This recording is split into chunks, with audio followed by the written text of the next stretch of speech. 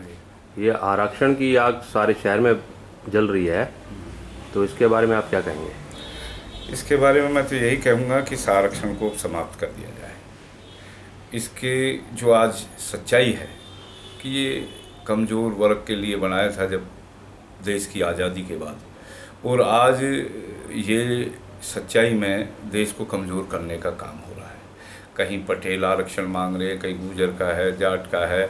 इसमें सीधा एक ही बात हो कि इसको आर्थिक आधार पर कर दिया जाए, चाहे वो ब्राह्मण है, चाहे वो बनिया है, चाहे वो जाट है, चाहे वो गुर्जर है, चाहे वो पटेल है, चाहे वो यादव है।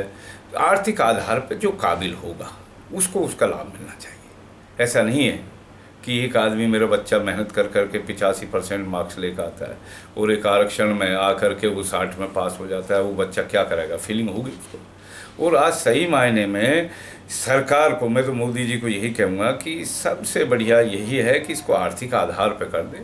अब जाति आधार पर किसी को कोई अब ज़रूरत नहीं है, अब आर्थिक आधार पर होना चाहिए।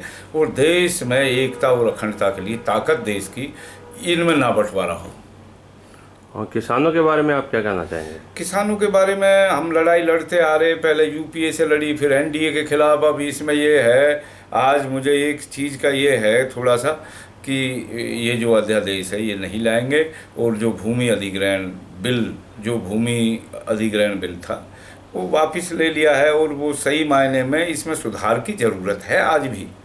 और आज ये है कि किसान अपनी मर्जी के बगैर ज़मीन ना दे।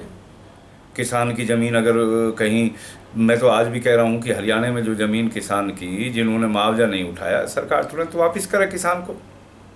5 साल हो गए, बहुत बिल, बहुत कमियां हैं, और किसान की इन कमियों के लिए सरकार जिम्मेवार है। आज एक चीज़ है, मैं एक बात कहना चाहता हूँ, इस बात को बार बार, इसको मेरी तो 2 ही डिमांड है।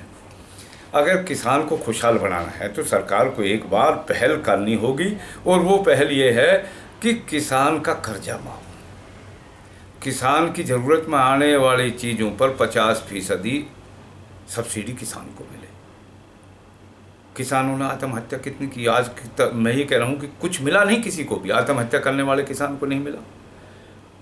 आज उनके अभी भी आप, मैं ये कह रहा हूँ कि कितने ही लोगों ने, गुजरों ने इसमें,